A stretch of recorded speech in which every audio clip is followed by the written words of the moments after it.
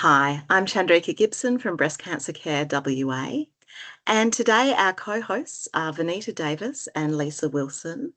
Vaneeta is a clinical nurse consultant, oncology coordinator, McGrath Metastatic Breast Care nurse coordinator, and she's part of the Cancer Network WA and North Metro Health Service. Lisa Wilson is a metastatic breast clinical nurse consultant, also part of the Cancer Network of WA and North Metro Health Service. So we're really happy to be collaborating with our hospital-based nurses and presenting this webinar with wonderful guest speakers and wonderful content. I'm going to hand over to Vaneeta to introduce our speakers and open the webinar. Thank you, Chandrika. Hello and welcome everyone to our webinar on managing fear of cancer progression, hosted through Breast Cancer Care WA. Thanks, Chandrika. I would like to begin to acknowledge the traditional owners of the land of which we begin this webinar recording today, the Whadjuk people of the Noongar Nation, and recognise them as the traditional owners and custodians of this land. I pay my respects to their elders, past, present, and emerging. I also acknowledge the traditional owners of the lands on which you may be joining us from today, and pay respects from elders past and present across our state and Australia. I extend the respect to all Aboriginal and Torres Strait Islander people joining us for this webinar. We would like to introduce our speakers today, Associate Professor Andy Redfern, Consultant Medical Oncologist at Fiona Stanley Hospital and Associate Director of the Clinical Strategy at Harry Perkins Institute of Medical Research, and Krystyna Gilnski, a breast clinical psychologist at Fiona Stanley Hospital. We also have joining us Min or Melissa Harding, a consumer with lived experience who will participate in our webinar today as well. So Andy, if I could take it over to you, please. Thank you very much, Vaneeta. As Vaneeta said, I'm an oncologist and I've been looking after breast cancer patients for now approaching 30 years. And certainly fear of recurrence and fear of progression is one of those things that's a almost daily occurrence for many people. So as to the topic of the day, fear of recurrence and progression, firstly, I have an upfront apology to make regarding the progression element. I learned a lot from preparing this webinar, but certainly the research focuses on recurrence, but I will reference progression as well. To start with, looking at what we're talking about, we're looking at the fear or worry or concern that a cancer that somebody has had previously could return, or a cancer that's being actively treated in some way may increase or travel to another part of the body. It's important when we think about fear of recurrence. Obviously, fear is a different thing to quantify. How do we tell one person's fear is worse than another's, and so on? And there have been a number of tools over the years developed to measure this. And my most complicated slide is looking at one of the ones in the research that measures a fear of recurrence level.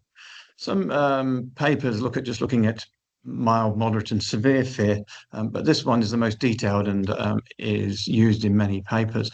And here, in fear of cancer recurrence inventory, looks at 7 different areas, and there's about 42 questions people asked that looked at to measure fear of recurrence, include triggers, what brings the fear up, severity, how often, how long, or how bad is it, psychological distress, what do you actually experience in terms of fear? Is it a racing heart? Is it dry mouth? Is it being dizzy? What are your coping strategies? What do you do to try and overcome it? What do you do when it happens? Looking at functional impairments, what does it stop you doing? The inside of the person, do they realize that during these episodes what it is and that it is significantly affecting them? And also, what help do they do to try and reduce the problem? And with this a technique and a questionnaire, a high level of fear of recurrence tends to be what many researchers record, and that's people that are significantly affected in their life regularly by fear of recurrence. Now, looking at how fear of recurrence can affect us, this is some work done by Maslow, looking at the various needs we have in our lives. And it really has a hierarchy of things we absolutely need to survive, going through to what gives us our best life. We've got physiological needs. Obviously, we need air within minutes, otherwise we die. We need water within days and food within weeks. We also need sleep and shelter before we can think about anything else. The next one that's important in fear of recurrence is we really need security. We need to be a safe environment. And we need to have our health. If we're ill or have disease significantly affecting us, then it impacts many other things. Everything above this, such as love and belongings, friendship, intimacy, and family, esteem, which relates to what we do in our life, respect, status, and recognition we get, and also self-actualization, being the best person we can, all rely on those lower ones. So we look at physiological needs, think about respect, status, and recognition. If we don't have food or water, we just worry about putting food on the table and getting enough to drink. And that's where fear of recurrence really comes in. If don't have safety in health and we have poor health, or we're worried about health, then we really can't access all of those parts of life that are essential to be happy. So therefore, it's very important to manage fear of recurrence so we can then open up the rest of our lives to have the best time. So what am I going to discuss in terms of fear of recurrence? Getting more to day, how common is it? Who is most prone to it? Does it relate to actual risk? When does it happen? And what can we do about it? And to talk to actual fear of progression, where one has an it's controlled and it may worsen, many of the information fear of recurrence apply to progression also. So how common is fear of recurrence? Well, when we this is looking at people who are significantly affected in their lives, that high level fear of recurrence. We can see that the average runs about a quarter to a fifth to a quarter, about 20-25%. And that's where people who've had breast cancer sit. We see that prostate cancer, much lower rate of high fear of recurrence, whereas lung cancer, it's very high. One might have thought that it might relate to a male-female difference, except there are many lung cancer. And in fact, when we look at age, it appears to be that age is a big factor. When we're younger, as you might expect, we're much more worried about cancer returning than if we're significantly older. Looking beyond age, who is most prone to it? Well, there are some factors in terms of fear of recurrence that make it less likely, some that make it more likely, and some that have no effect. Looking at things that make it more likely, younger people, parenthood and motherhood in the breast cancer setting if you have children, and that's certainly young children, but actually it's been shown any people of any age who have children are more worried than adult children. And also people who have a tendency to worry about stresses in life, as one might expect, are more affected. Things that protect more related to the disease itself. If people have had a mastectomy rather than a lumpectomy, it's been shown they're less worried about recurrence, even though it's been shown very categorically that a lumpectomy and radiotherapy have exactly the same cure rate. And also people have had a recent mammogram, and this applies to also recent checkups by their doctor. They have a lower level of worry during that period. Things that have no effect, the stage of the cancer, surprisingly, if it's a bigger cancer with more risk, that does compared to a smaller one. I was interested to see that religion didn't make a difference, even if people have a belief in a religion, which often relates to access to life beyond death and so on. That doesn't actually impact their fear of their cancer returning. And also, the amount of money you have, your wealth does not impact things. Looking at these things and talking about progression, certainly being younger and motherhood have big impacts, and very few other things really greatly affect the progression if you already have active cancer. Finally, marital status, I was surprised, didn't have an effect. And this may be because there is a worry about leaving one's partner behind that compensates for the increased social support one gets when one has a partner. Does it relate to actual risk when we look at recurrence? Do people who have a higher risk of cancer return actually worry about it more? It's kind of hard to work that out from the research very easily, but one can put together some themes. First, if we look at early breast cancer that's been potentially cured and the actual cure rate, well, that's vastly improved. When I first started as a junior doctor, it was 75%, so a quarter of people had died of breast cancer within the first 5 years. And now it's 93% cure, so only 7%. So only a quarter of the people that used to succumb to breast cancer now do so. However, fear of recurrence has not dropped 4 times either. It's roughly the same when we look at papers around the 2000 compared to around 2020. We see very little change in fear of recurrence. Also, there's one group some years ago that did look at comparing fear of recurrence in patients and risk after breast cancer. They looked at around 260 people with previous breast cancer. They looked at the actual risk of their breast cancer, a patient's estimate of what they thought their recurrence was, and their actual fear level of recurrence. And unsurprisingly, the patient's level of fear related to their perception of risk. There was certainly a strong link between their perceived risk of recurrence, but there was no link between their actual risk. So more related to the fact that many people didn't know their risk, rather than their level of fear was not connected with their actual what they thought their risk was. When does it happen? And this really starts to take us into things that are practically useful. We can look out for when it may happen and try and diffuse or deal with it. Now, there are, when we look over time, the years after treatment, some people have looked at whether fear of recurrence tends to be worse at the beginning, as one might anticipate, and it gets better, as the risk of return of cancer certainly does. This is head and neck cancer, and this group didn't look at this. There are 3 groups of people. The bottom 2 curves here are people that either have quite a high level of risk, but it settles over time. There are a group that have a relatively low level of risk, and that also modestly improves. But the people with the highest risk also did find their fear of recurrence over what is 3 years after head and neck cancer improve. This may be some of those people that have the highest levels of anxiety generally, and so they are less prone as the risk to feel less fear. Turning to breast cancer, this is a shorter study, only a year and a half, and it showed that it tended to be the younger ones with the highest level of fear also didn't see their fear abate over time, whereas the older women, which is the bottom curves on the left there, the big dotted lines of the older women, saw slightly lower levels of fear, and it did improve over time.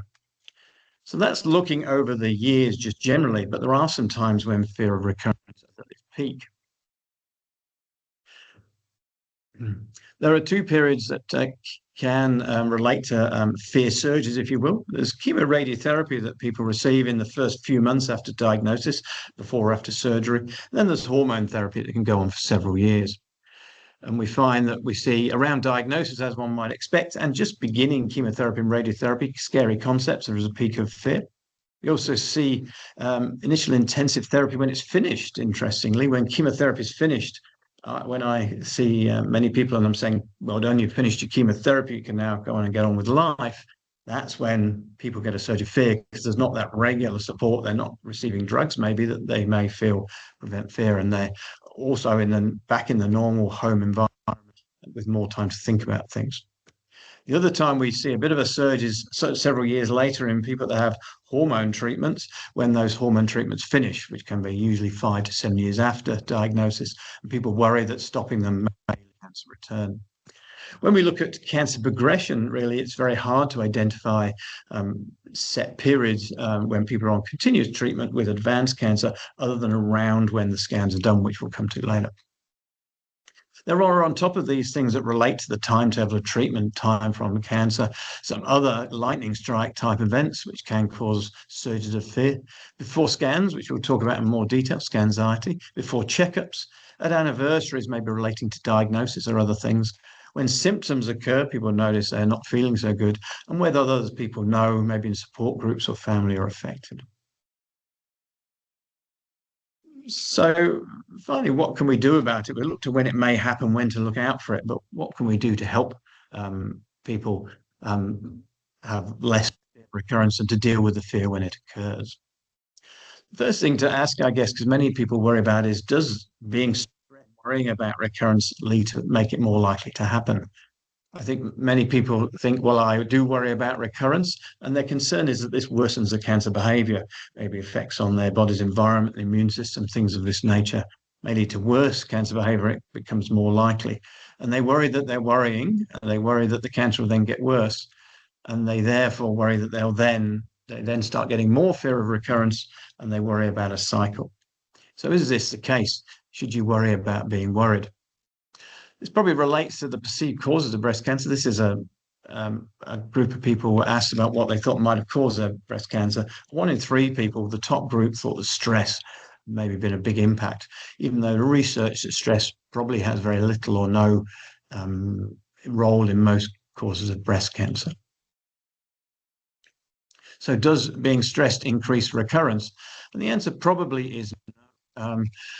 This is a study where 200 ladies who'd had breast cancer were looked at, and the group looked at people who had 1 or more stressful life experiences in the year before and the 5 years after being diagnosed. And neither of these seemed to increase the risk of developing a recurrence. And in fact, somewhat surprisingly, those that had 1 or more stressful experiences in the 5 years after diagnosis had less recurrence. It was in this study about half of those that had no stress. The author's conclusion was that women with breast cancer that had been early was being observed need not fear that stressful experiences will cause the disease to return. It should be said, however, that research looking actually fear of recurrence and actual recurrence done. This is looking at all life stresses. In this about what we can then do, there's probably 2 things we can do, and I'm not going to speak from the expert point of view as Krystyna, who knows far more about the specific interventions psychologically, is going to talk to this. I'm going to talk about how I can help my patients and how we can help ourselves to reduce this. This is a sort of what I call the stress matrix, and it comes out of some studies at work. People have low and high stress and low and high control causing different areas. I think we can be in one of 4 areas. We've got low stress and low control. And I always think of my dogs at home being that. They have low stress, but they have no control over what they do. And some people are in that environment, though hopefully not too many. We then have people who are low stressing and have high control over their lives. And hopefully most of us stay in that zone for a lot of the time. We then can have high stress and low control, and that's the worst. And probably if you're in a low-level job at work, particularly if you've got a bad boss and you've got high stress and you cannot control your environment, we do not want to be there. And then there's high stress and high control, where we can control what we do, and presumably we could move away from stress, but there is a high stress level. And I think when we have when somebody has had breast cancer or has active breast cancer and worrying about progression, we're in the high stress, low control area. And we want to work our way down diagonally to the low stress and high control area. And there's 2 things we can do there. Firstly, looking at giving a measure of control, even if the fear of recurrence may remain, is thinking about actions that can actually reduce risk. What can people do for themselves? We can give power back to people so they can help themselves. And many of these things are about things that most of us know about: lifestyle, aerobic strength and exercise for 2 or 3 hours a week knocks 20% off your risk of cancer return, a fifth. Good vegetable intake, another fifth. Being in a good weight range as opposed to being very overweight, about a 10th off. And also, it does appear that having a normal vitamin D level, you don't have to be super high, may also improve things. And these are 4 things that people can look at and do themselves. Probably knowing what not to worry about as well. Otherwise, we worry about everything. What doesn't affect the risk of cancer recurrence? And many of these things also apply to progression, don't appear to affect progression. Certainly, meat and fish, we don't have to be vegetarians in order to have the best chance of not having cancer return. Dairy products have not been shown to increase risk, so we don't have to be vegan or vegetarian. Soy products also have been talked about a lot. People try high levels of avoidance, but they don't seem to make a difference. And finally, we want to know about obviously those major food groups rather than these minority things. Caffeine and chocolate, we can have some of those in moderation without fear. So there are many things that we do not have to worry about. So doing these things may give some measure of control to our patients and reduce the level of stress they feel somewhat. We can also work on the actual stress, the actual fear itself, as well as hopefully reducing the fear of recurrence by actually doing things that people know will help them. We can also work on that stress and deal with it when it occurs by various ways. And finally, I'm going to talk about handling those stressful times I talked about earlier. We have for early breast cancer, not so much about progression. We have the end of chemotherapy and radiotherapy. We have before checkups. We have when symptoms may occur, people get new pains or whatever it may be. We have before and after scans, and I'll talk about progression as well as fear of recurrence around that. Anniversaries of events such as diagnosis in particular. At the end of hormone treatment, and then when others are affected. Firstly, at the end of chemo and radiotherapy, people have been in intensive treatment and they're now going off to get on with the rest of their lives, maybe return to work, and follow-up with them a lot less frequent. People are really no longer in contact with the hospital. This is where survivorship care plans have been shown to be important. And we do give people who are finishing the intensive treatment. This is one we wrote for WA, where it tells people about entering the survivorship period, tells them treatment, tells them what their surveillance will be, things they can do to help themselves, and also side effects that may occur on longer term treatments. Before checkups, I think this is a difficult one to deal with. When people come to see me, they're often pretty anxious for their checkup. And that's, I think, balanced by the after checkup. And that goes for progression as well. People are worried when they come in when they've got cancer controlled. They worry about that. If the results are good, then they are vastly relieved and have usually a nice dinner and a good day. Obviously, when the news isn't so good, a lot of the skill is to put that into context. If things have moved on and we need to change treatments and things, we have to develop skills to explain that properly to people. When symptoms occur, that's when people get, say, a new pain or a new breathlessness. We may do some tests. I think it's essential that we get those tests done in a prompt way, and we give rapid and effective and informed results as well. So people don't want to have a scan and then be waiting for several weeks before the result comes through. One of the ways we deal with this when people firstly have had symptoms and they may have new problems going on, and people often worry, should they contact the medical service because I've got some new pain, I'm not feeling tired, I've got breathlessness, whatever it may be.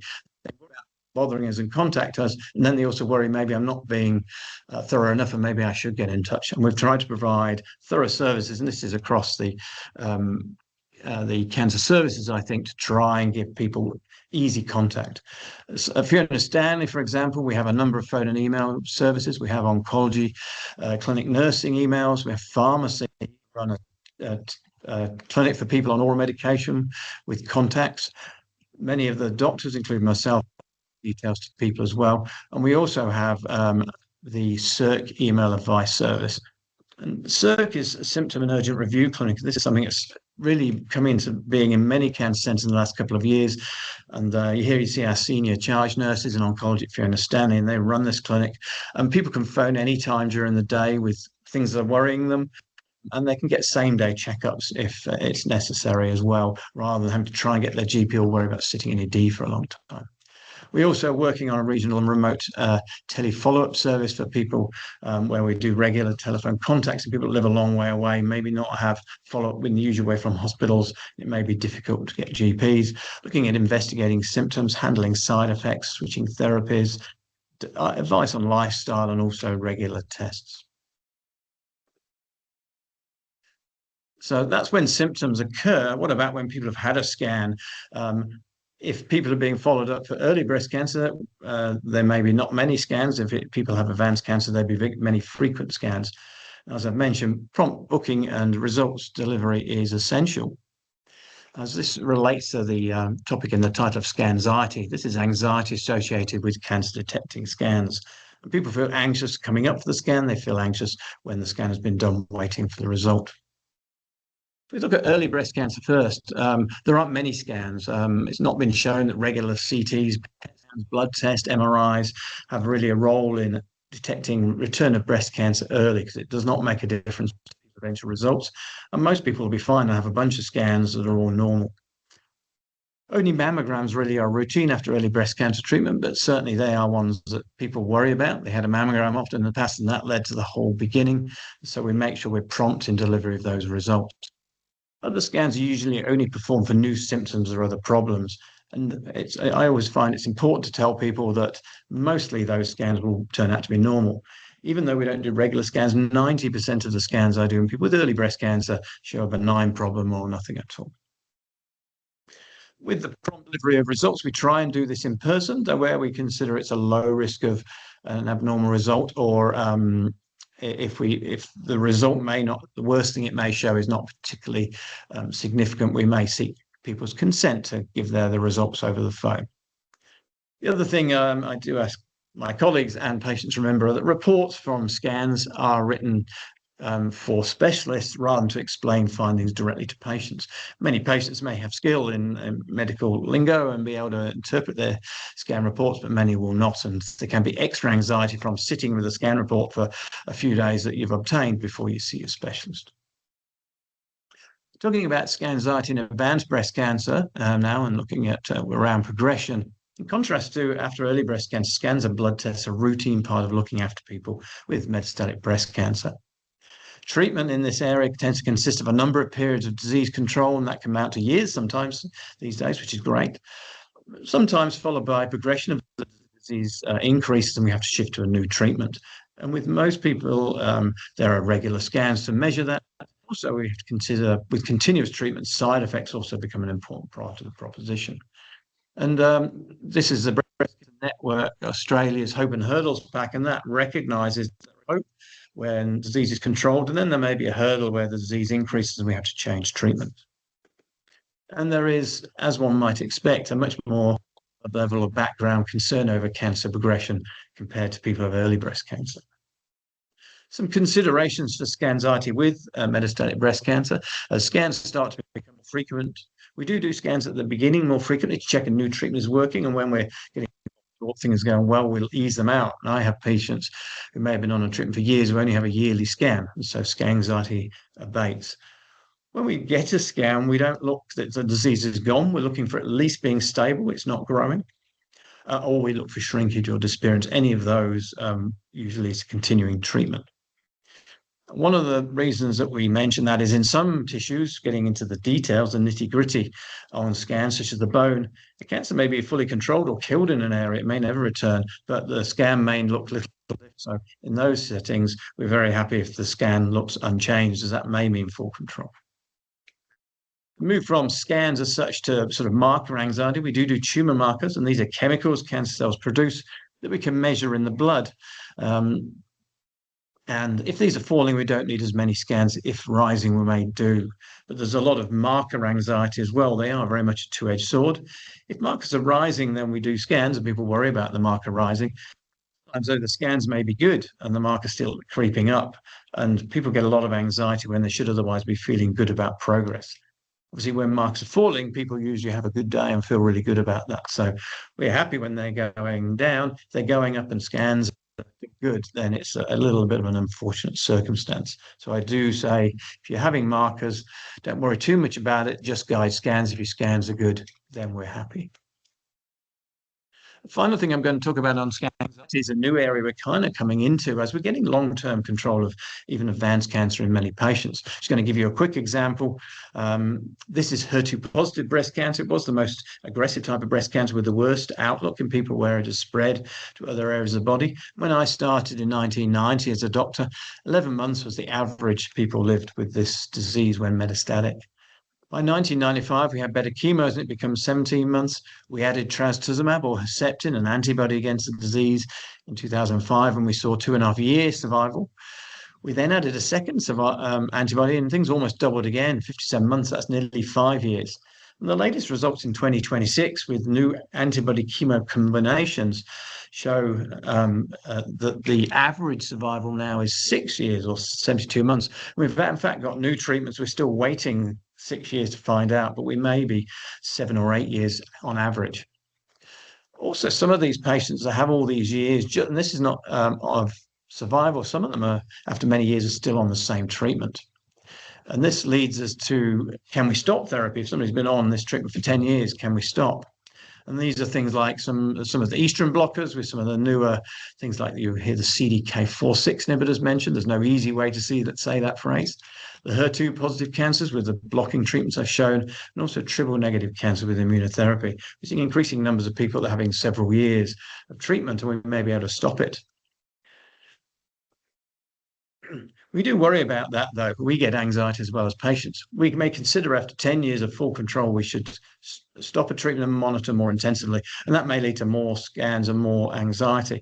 We really need to work on proper trials of stopping and monitoring with scans and blood tests to work out how to do it. And many people where things have been great for 10 years on treatment decide to stay on treatment just in case. So I think this is an area of need where we need to look at stopping treatments and really working out how safe that is using scans. Nearly at the end of my talk now. The bottom 3 anniversaries. What I do tell patients, when you have an anniversary, people do worry when their anniversary diagnosis come back, that each anniversary means your risk is getting lower and lower if you've had early breast cancer. And this shows the risk over time is not a straight line. There's most of the risk with this bump at the beginning is in the first 2 years. And this is risk by year. When we look at year 1, the risk is about 5% for this particular individual, as an example, in the first year. When we look at year 2, 3, 5, and 9, we see that that risk gets lower and lower. And by the 9th year, the risk of the cancer returning in that year is a fraction of a percent. So each anniversary means your risk is getting lower and lower. Your doctor may tell you have a 20% risk of your cancer returning, but every year you go by, that 20 is a lower and lower figure. Relating to that, at the end of hormone treatment, we often give hormone tablets for 5 to 7 years with side effects quite often. And so we're happy to stop them when we know the maximum benefits being achieved. But many people worry that when they stop, say their tamoxifen or their letrozole, that this is what will happen to their risk. But in fact, we do not see that. And we have now good evidence to reassure patients that that's not the case. In reality, those people are stopping these drugs actually have less recurrence still than those people that have had them. In fact, tamoxifen and its cousins tend to protect you for a further 5 years, even though you've stopped the drug. So we do not see a sudden surge. So we can safely stop. We don't need to do extra tests around that time. The same is true if you're getting anti-estrogens to reduce an initial cancer recurrence. Some people with a very high family history or risk may take them to prevent cancer in the first place. And again, you get 5 years out from stopping. Finally, when others are affected, particularly in people in support groups, if cancer returns or if cancer progresses, that's often concerning. And thinking around that, looking at the data, I don't have any easy answers to that. To reassure people that every case is different, to provide them with that reassurance. And sometimes people even need extra scans or tests just to confirm for them that their cancer is going well. So in summary, fear of recurrence is very common. It was 75 somewhat affected and around a quarter severely affected. Younger age parenthood and previous anxieties increase risk, and that's both for recurrence and progression. Fear of recurrence doesn't relate to actual risk, but it does relate to what people believe their risk to be. And that does mean that it's important to give people accurate information. Although for many, fear of recurrence slowly gets better over time, there is a group of people with really high fear where it really persists and doesn't improve.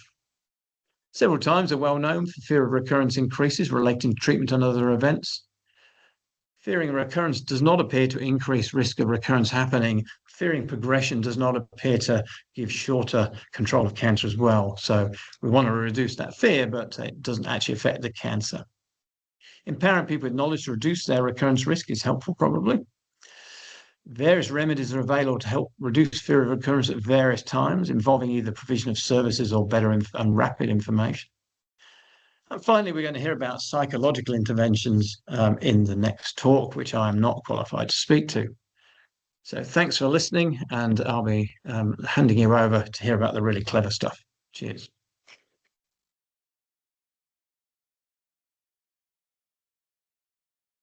Wonderful. Thank you, Andy. That was great insights on how to, assist in reducing the stress of living and having that fear of cancer progression. And with that, I'd like to pass on to Krystyna Gilnski, who's our breast clinical psychologist at Fiona Stanley Hospital, to hear her insights on the psychological management of fear of cancer progression. Thanks, Vaneeta. I'm just popping up a little slide here because I have framed this particularly around the fear of progression and talking about the Scanxiety that comes up in the metastatic breast cancer setting. So just to kind of put that there and see if I can unshare the slide again. You'll just have to put up with having me if that's okay. I'm Krystyna, and I trained in clinical psychology about 20 years ago here at the University of Western Australia. But it was about 14 years ago I found myself talking with people affected by cancer, and I've been learning from them ever since. I've been working down at Fiona Stanley Hospital in the last 6 years, and mostly with patients affected by breast cancer. I also enjoy teaching mindfulness and mindful movement. That's a little bit about me. So just to sort of contextualise, once we know that the breast cancer has gone beyond the area surrounding the breast and into another area of the body, we know it's no longer about being able to clear the cancer completely. Although the researchers, lovely Andy, they're still working towards this. And as Andy said, even when cancer progresses to being metastatic, we have some excellent treatments to push back on the cancer and to contain it so that it doesn't overwhelm the bodily functions. And in effect, you can keep living a relatively normal life for quite some time. So basically, if we can keep the breathing system, breathing out breath, the musculoskeletal system moving us around in the world, the gastrointestinal system processing food for energy, and the brain, doing what brains do for us, then we can live rather well, even with cancer cells in the mix. And I think of this as sort of like a relative health. It's not the health of being disease-free, but it's the sense of having enough bodily functions to be going on with. The hard part can be the mindset shift that we need to make in this context. So when the cancer was just in the breast or in the local lymph nodes, we often just adopt this idea of getting it through it, coming out the other side of it, where we kind of might put something on hold until treatment's finished. But in the metastatic scenario, it's about living with. It's about living with cancer. It's about living with treatment. It's not about getting past it. So we need to switch into a mindset of living life in and amongst the treatment, in and amongst the appointments, in and amongst the scans and everything that goes with it. Because when you think about it, we're actually aiming for that to continue over quite a long period of time. So it's about prolonging life, but with an emphasis on quality rather than just aiming for quantity alone. So what this inevitably raises in one's mind is the truth of our mortal nature and the challenge of finding a mindset that takes into account the possibility that one's life will be shorter than one expected. And as one of my lovely patients asked me, she said, how does one continue to live life joyfully when one is frightened by the prospect of getting sick and dying? It's a huge challenge. It's a great question.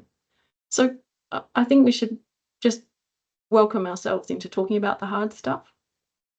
Like, I know that no one ever really wants to have these conversations, but if we avoid them completely, we leave people feeling alone with these questions and alone in facing these fears. What we don't speak about in good company, in the plain light of day, will often talk to us really loudly when we are alone with our thoughts in the dark of the night. So bear with me as we bring light and air and company to this very tender conversation. Fear is a healthy part of our human emotion set, but to face it feels frightening. What if we could let go of our fear of being frightened and just see it as healthy, albeit extremely uncomfortable, obviously? I mean, emotion like fear passes through our days from time to time and sometimes even guides us with some clues about what really matters to us the most. I just want to set the scene a little more. Is there a chance you might be holding your own hand? And could I invite you to, I wouldn't mind just saying, could you try this with me? If you don't like it, you can put it down again, but pop your hands up and see if you can use your right hand to tuck your left thumb into the palm of your right hand.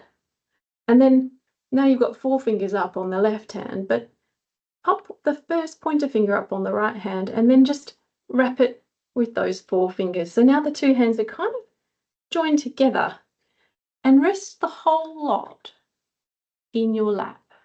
I'm going to pop up a little slide in case I didn't show that very well, because it's like a mirror when I do it with you guys.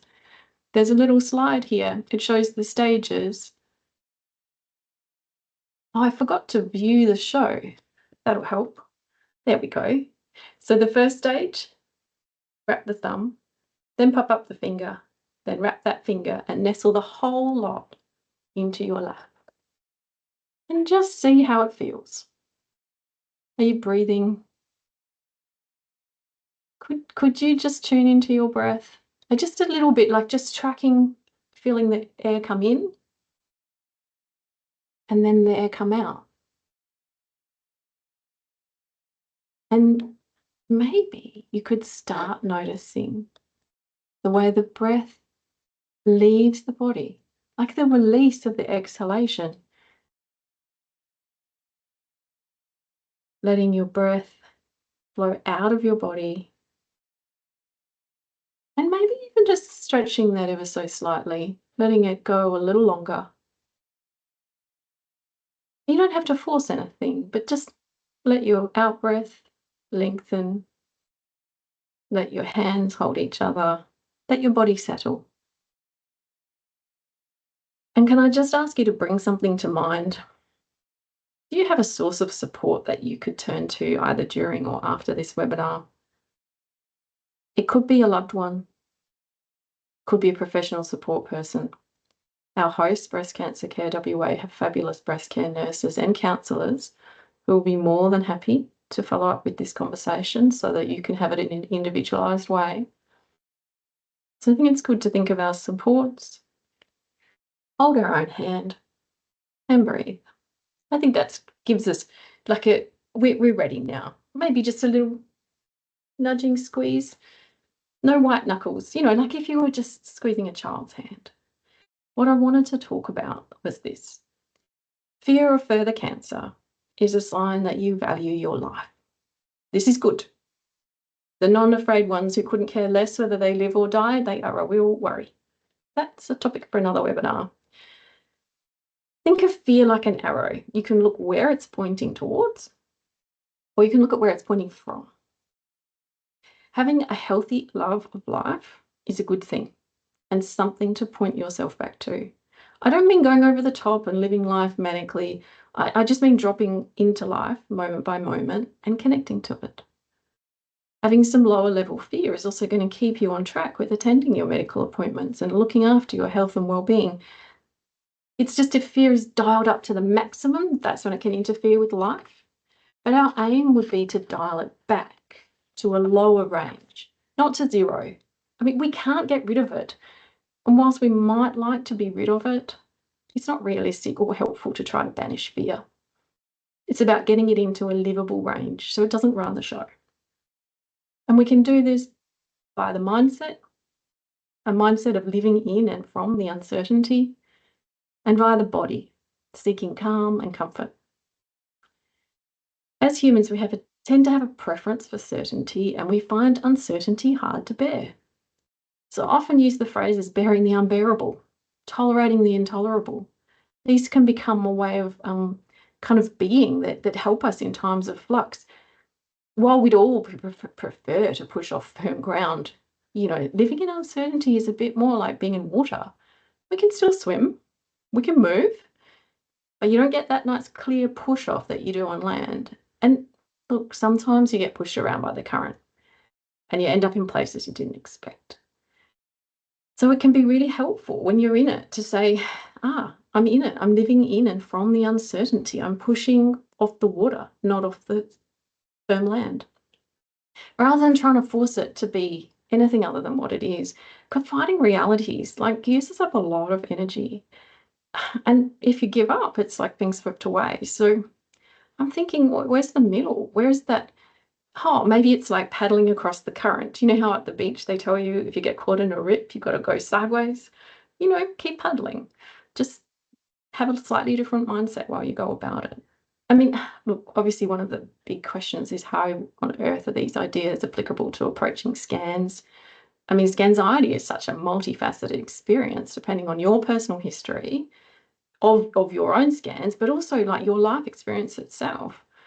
And so my suggestion would be that we think quite carefully about how we spend our time in the lead up to a scan. Maybe also think about the time between the scan and the results, and then after the results too, because you will inevitably find that some of your mental and emotional energy is allocated to this, whether it's in your awareness or outside of it. So it's really not a great time to do other stressful things like an overdue tax return. Like, please don't make this, too hard. It's already hard enough. I often suggest people do something that's a bit kinder, a bit more comforting, a bit gentler with their nervous system because it's activated. And obviously it can be quite unhelpful to be like too alone with too much time to think. But if you're going to divert your attention, let's think about what's kind. Who's good to be around? Even if you're just both pottering in parallel, who can allow you to feel and express fear without shutting you down, but without also like burrowing into it and making it bigger than it needs to be? Like, what would be nourishing for your mind, your heart, your spirit? Do that. This is a sort of kind of specific thing that you can try out. If you find yourself worrying, see if you can focus that worry into a time window. So say maybe after your mid-morning coffee, give it 30 minutes. Write a few notes, give it proper attention, and then close the window until the same time tomorrow. Our worries deserve our care and attention, but they can get by on just 30 minutes a day, and that frees up the other hours for you to focus on living. Like, if you let the stray worry thoughts from the afternoon know to come back tomorrow after the morning coffee, tell them you'll look at them, keep your promise, give them the space. It's really interesting. Like, worry is like liquid. It just pours into all the available space unless you put in a time edge. Then it has a container. And sometimes we can actually contain it. And that can bring a little bit more balance because you get to do life and not just be in fret. The other tip that I do find people have probably given me is that the way they need to check in with their internal self-talk. You have to kind of check in. Are you giving yourself a hard time at this time that is already a hard time? I mean, it's so easy to get irritable and frustrated with ourselves. But if you're already being hard on yourself, here's an invitation from me. Let go of criticizing yourself and be gentle with your dear self. Of course, the thing that people are most concerned with is that the cancer may progress and move towards overwhelming one of the bodily functions, which in turn impairs quality of life. I do get to meet the people in these scenarios, and I wanted to share some of what they've taught me. The ones that spent the years prior living in terror and waiting for things to get better to start living suddenly realised they'd completely missed the opportunity of using what they had as relative health for life. The ones who had been living by their values on a kind of day-to-day basis, in spite of the constraints of their treatments, were more able to meet with the reality of their progression and adapt to the new constraints.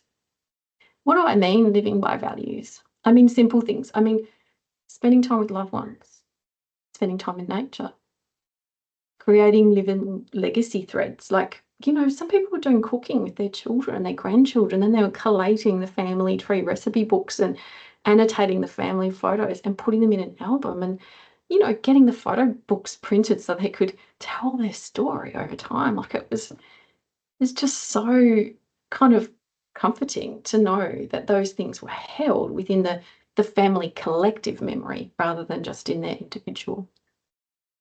I mean, it is really scary to think about a scan result indicating a progression. I always think you should take someone along with you. Even if the result's a relatively positive result, it's likely that you'll relive the memories of ones that weren't, even just traveling through the clinic spaces.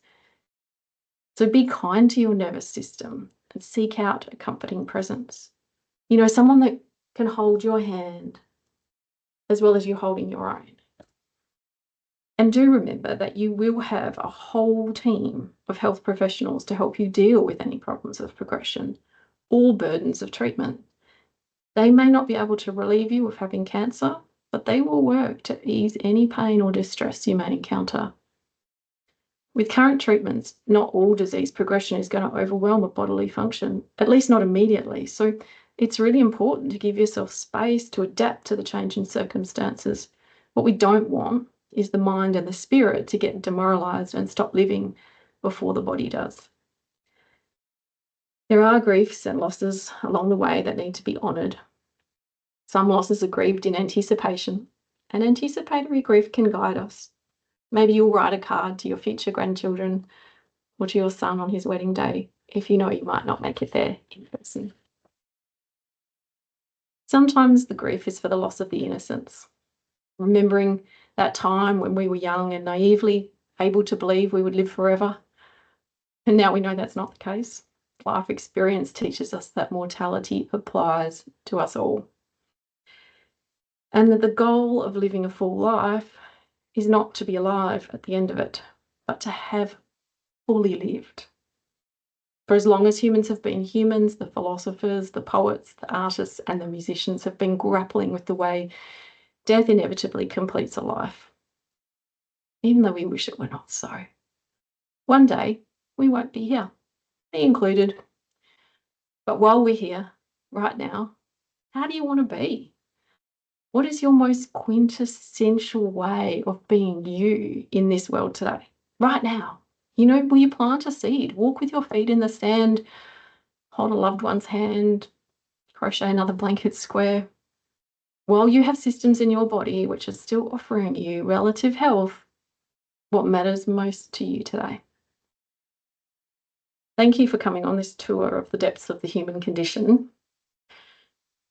I wonder if you're still holding your hand. Are you breathing? Can you elongate your out-breath just to stretch it a little bit further and feel the way the parasympathetic nervous system knows how to find calm and comfort? Maybe let your mind just run through and select the most important thing you've heard today. Maybe it wasn't something I said, but maybe it was the idea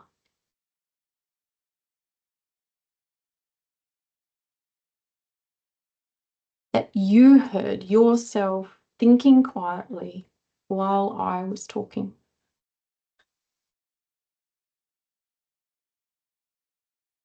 Whatever it was, please just let it be present. Let it guide you as you go on with the most important task, the task of living. And thank you very much for having me with you today.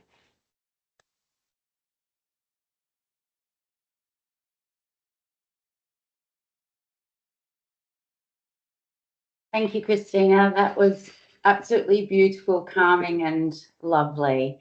Thank you for your insights that, you know, we can all take to reduce stress in our life. The simple thing of a tactile activity of holding your hand and elongating your breath. I think that's something that we can all take into any place that we are when we're feeling a little bit stressed. So thank you. I would now like to give a special warm welcome to Min or Melissa Harding, who is a lady living with metastatic breast cancer, and she's here to offer her insights and experience in navigating the challenges that living with metastatic breast cancer can throw at somebody. So over to you, Min. Thank you so much, everyone, for welcoming me to this webinar. I really appreciate it. Just a little bit about me, was diagnosed in July 2021, diagnosed as de novo. Breast to bone. I've got 2 spinal fractures, I've got a rib fracture, and no previous family history. It's hormone driven, hormone positive. For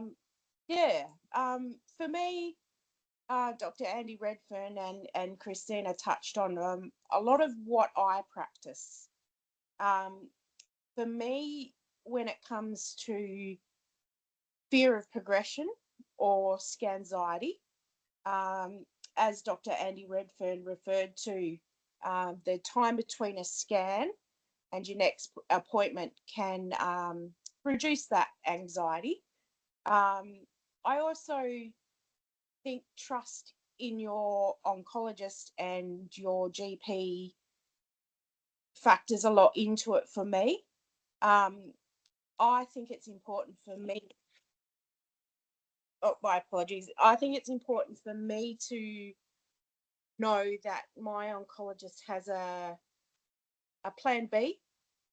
I mean, we can always be realistic in knowing that that plan B may not, come to fruition, but knowing that they're thinking about my future and what possibly could be coming up for me. I think connection to community, family, and friends is very important, as Krystyna referred to. I do a lot of volunteer work. For me, I find that rewarding. Helping others. I do run a Facebook group as well. Not a lot of people do use the avenue of Facebook and connections and that sort of stuff, which is fine. I like to think I can control my controllables as well. If I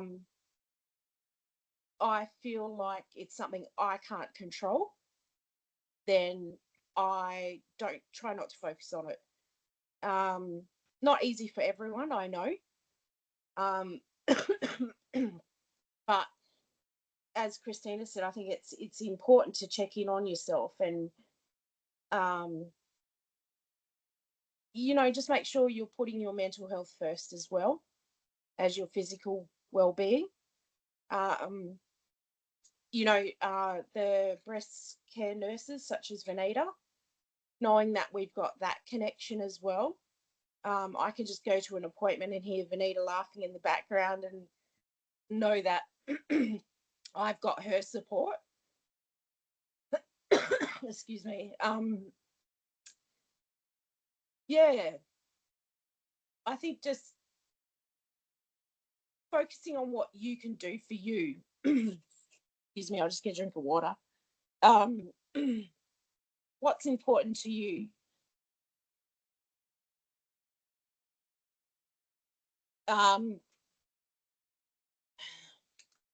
Progression is always going to be fearsome. But yeah, I just worry about it when it happens. It's not going to be something that's going to take up my time. I think that's basically it for me. I think there's other fears of anxiety around, symptoms of new treatments, those sort of things. As long as you have a connection with someone in between your oncologist and your symptoms arising, that can help.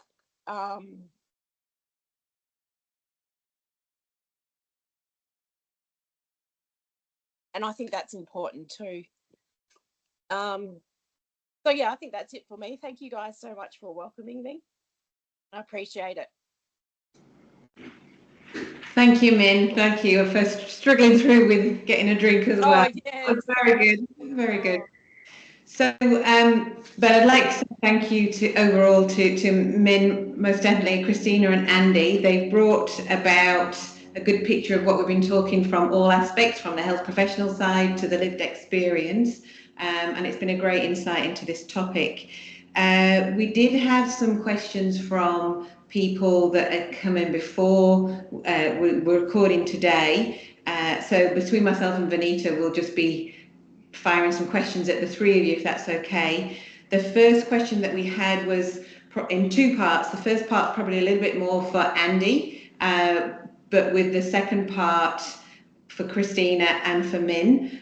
So the first thing was really asking, we've been talking about Scanxiety but actually what these scans are. And one of the things that people would like to know is this sort of difference between a PET CT, a FES PET, a bone scan, a CT scan, and why you would go for one above the other, which is probably more for Andy. And then the second part would be, were there any practical pointers or suggestions that you could give to patients when they are approaching a scan? We've talked a lot about that mental health and physical health well-being as well, but is there sort of a short tick box that we could say, you know, try and do this, try and do that, both from Krystyna's point of view and also Min, who's actually, you know, having to go and have these scans. So if I could ask you first, Andy, to comment on that, that would be lovely. Okay, thank you.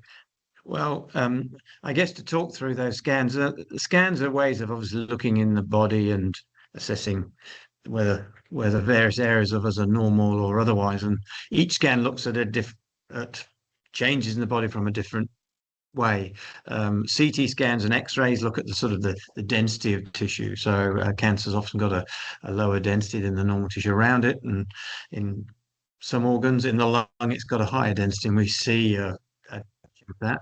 MRI is how people thought of MRI in the first place. I don't know. It's a test. Looks at the water in the tissues and how much is held and the way it's held. But despite that complexity, you do get some amazing, almost like you're looking inside the body in real MRI. And then PET scan looks at the behavior of a tissue, not the water really or the density, but the behavior.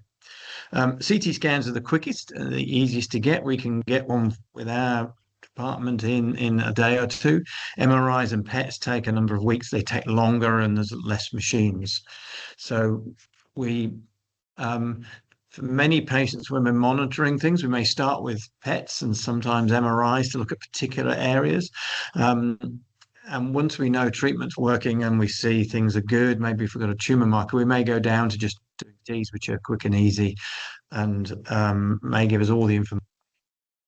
So occasionally we get people who are feeling unwell and may have high tumor markers, and CT scans and bone scans might be normal, and we need a PET or an MRI to show a subtle difference, show where the cancer is as well. So I guess in general, we use CT scans and PET scans to look at the overall body. We may come down to CT scans alone, which are simple and quick when we're happy things are in good control. We use things like MRI and FES PETs to look at particular problems where we're not seeing what we don't think we know what's going on with those symptoms. Thank you. Thanks for that. So Krystyna and Min, just to go back over, is there anything sort of a practical schedule or activities to do that would help you face these scans that are coming up? Or if you've spoken to patients, Krystyna, and they've had a particular thing that they feel benefits them before heading for the scan?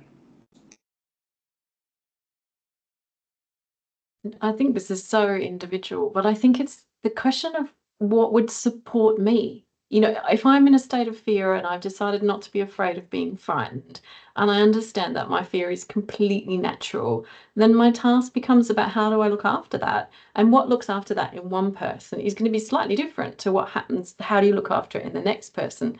But finding out that unique to you, what supports you, you know, it might be, you know, that you always have the same comforting companion who travels with you to the scan. You might have a little ritual of spending time in the water at the beach before you go or after the scan. You know, keeping that self-criticism out of your kind of self-talk, bringing in kindness, and even you can use imagination. Some people have traveled to the most magic places and they can call to mind in an instant, like, you know, the sunset or the flower that I have from, you know, my time in England. If you can bring that to mind, sometimes you can actually have that in your nervous system. So your nervous system is not just cueing fear, it's actually getting a calming response. I had this gorgeous chap once, he told me When he hears the banging of the machine, like when he goes for a PET scan, he thinks of a dream catcher stitching in another bead or a feather. Oh my goodness. I said, can I share that? He said, absolutely. And now I've had all these other lovely ladies who've found their own images. They've built images that support them, but it's just about what supports you. I'd love to know what Min's using. Oh, just give us a unmute yourself. Sorry. For me, when I'm going into the actual scans, I think of my dogs and when I get home and how happy and excited they're going to be to see me. Just the support from them alone is just amazing. So I think of those things. Sometimes it might be the beach as well. But yeah, just reconnecting and thinking about things that, are positive. Prior to a scan, I'll do, if I'm feeling anxious, I might do some breath work, just some deep breathing, knowing that I'm still here, I'm still fighting, and still here to live my best life. I think that's great. And I think that unconditional love from a pet, particularly a dog, is just, that should be top, or maybe 1, 2, and 3.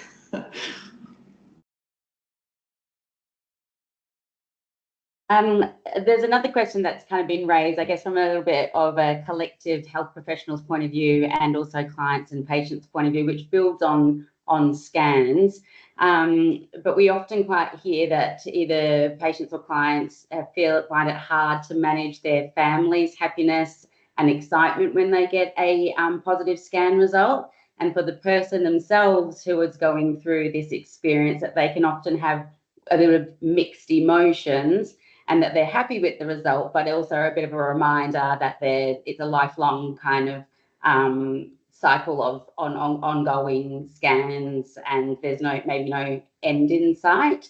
So again, Krystyna, I think you touched on it a lot, and this question is probably directed a bit more to Krystyna and Min, and how they navigate personal relationships around this kind of topic. But Krystyna, you talked about opening up like those difficult conversations with family members, and then just managing that cycle of a little bit of, I guess, anxiety around the ongoing surveillance that living with metastatic disease it has, I guess.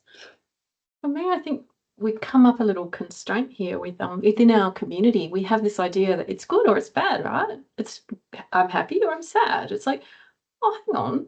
Sometimes there are things in life that are all of those feelings, all at the same time. And something can be extremely good news, but actually also, well, this means I've got to go another whole round. This is not the kind of relief that I think of being cancer-free. This is the relief of getting to live another portion of life with fear of progression and that sense of being burdened by that. But then does it mean that I didn't register that there was actually something valuable in this information? No, but I think we need to educate our family members that these things, opposites can coexist, that we don't need to be trying to go, well, is it good or is it bad? It's both. And sometimes I think we've got to remind people that we need to be free to feel the full range, express the full range. And I might move through every single emotion and just socializing our families to that and saying, oh, everyone always wants to kind of, help us feel better. But sometimes the only way some of our feeling better arrives, it's by lifting as a result of being able to actually say how terrible you feel. And if we can give people that space, and sometimes you have to educate your loved ones that you need that range. And I think that's what kind of opens it up for people. Otherwise, you feel like you just got to give what people want you to feel, and then you're left alone with what you really feel. We've got a little way to go as a community. And that can be really tricky, isn't it? I think it's that roller coaster ride. It can be, up and down, good and bad. I find open and honest communication with my family, letting them know how I am feeling, the good and the bad, I know it's always nice to hear the good. Sometimes there is some bad, and you just work through it. You know, you do the best that you can for you, and you make sure you're important as well. I think surrounding yourself with positive influences help as well. Thanks, Min. And I think that kind of reflects what Krystyna was saying before, like fear, you can actually use as an arrow and create it into something positive rather than something that's scary and is a little bit out of our control. So yeah, thank you for sharing that insight. Thank you. So my question now is probably another one for Andy, please. And one of the things that people have asked is, why would one person be on one type of scan and another person be on a different type of scan? If if your friend's going through the same disease, why are they on different surveillance? There's two reasons, I guess. Sometimes it's what the doctor, a number of ways to do the same thing, and sometimes one professional prefers a way, or the access can be easy for one than another. So for us, for example, we're about to get a new PET scanner that goes twice as fast as our old one, and so it'll be 3 times as quick to get a PET scan as an MRI scan. So just practicalities sometimes, like resourcing, that can mean one test maybe is good as another. You just choose the one that's much more easy to access. However, the other reason is that sometimes talked about certain area, people who have cancer affecting one area of the body, one test may show it best, another area maybe another one. So, for example, if cancer in the lung, then a CT scan is usually very good and MRI is not very good. I've had patients where the bones are affected, and something like a PET scan or a bone scan may be better than a CT so it really first depends on resources, and secondly depends on the individual cancer. And even when cancer affects a particular area, I've had people had the liver affected. One person, it will show up beautifully in the CT, and we're confident CT will tell us everything. The next person, the liver looks normal, and MRI shows the spots, and we need to do MRIs. So I think those are the things: there's resources, the actual particular area it's involved, where one test may be better than another. And from one person, even when it looks like it should be the same scan, one scan practically the person turns out to be the best. So yeah. We also bear in mind that a bone scan takes 3 hours and a CT scan takes 10 minutes. So if you want to give up 3 hours of your life on 10 minutes, you need to have a good reason. I did, as a brief anecdote, have one lady who said her bone scan cost $1,000 because she was at Raw Perth, she had her injection, then she went into town and bought a 3-piece suite before getting the actual scan. So, and she didn't need a 3-piece suite. Unfortunately, we weren't able to refund the money. I wasn't covered on Medicare. So just to follow on from that, there was another question that said, for patients, if their treating oncologist doesn't want to give them a scan, can they source scans from somewhere else themselves, or does it need to be the treating team that requests these? It doesn't need to be the treating team. A lot of scans your GP can arrange.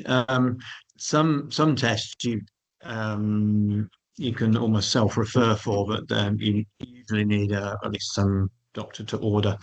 Your GP we often have GPs that will arrange CTs, MRIs, and PET scans these days, because the patient's got a particular symptom, say pain or breathlessness or something like that, and having your GP in your corner is a great resource. It's great to have a good relationship with your oncologist, but GPs are a wonderful resource too that may help you out if you're anxious about something. They may be able to see you sooner and arrange a test. So yeah, if you're a bit unusual for an oncologist, say I absolutely don't want to scan. And for me, certainly with my patients, I'd talk to my patient about why it was they particularly wanted a scan, and if they really were feeling without a scan, I'd arrange a scan. To be honest, I think peace of mind is very important, and so if I can't communicate through their concern that I don't think scans needed,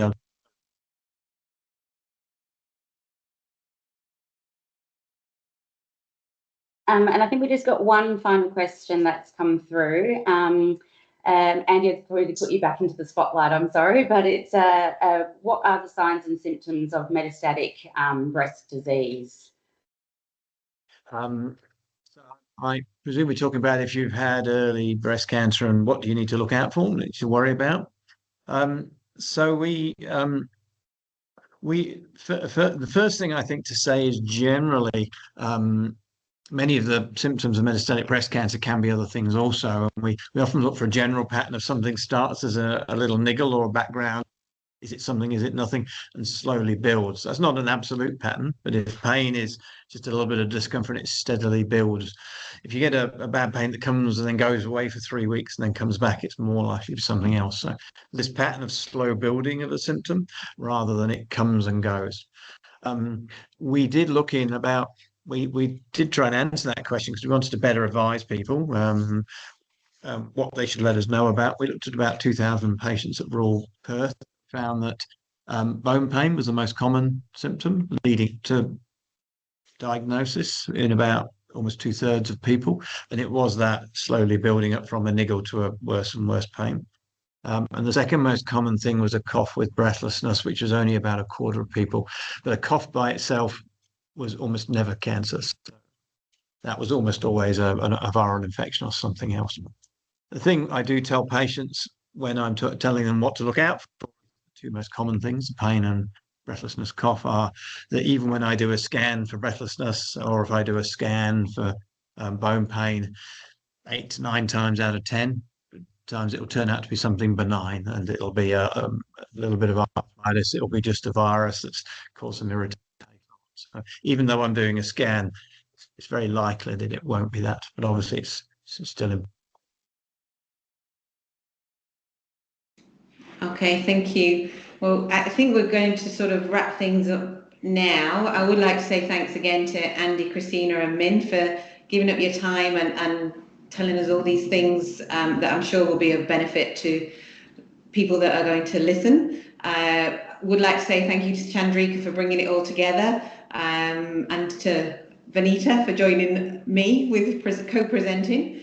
I would like to just finally say about, just to really promote the services that Breast Cancer Care have available to people. So if you are a patient who is experiencing any Scanxiety, like we've talked about today, there are services available. If it is impacting you, please reach out to Breast Cancer Care team because they do offer one-to-one counselling. There's fantastic nursing support in their organisation, and they also have the Living Well with Metastatic Breast Cancer programs, which can include exercise, medicine, yoga therapy, mindfulness, meditation, day retreats, therapeutic workshops, and support groups, both in person and online. So I would like to say thanks again to everybody. I don't know if Chandrika wants to say anything as a last word, but thank you very much. I can't resist taking the last word. Thank you, Lisa. Thank you, Vaneeta. And thank you to our speakers, Andy, Krystyna, and Min. It's been absolutely delightful and informative. Yeah. Thank you all. Thank you. Thanks for having us.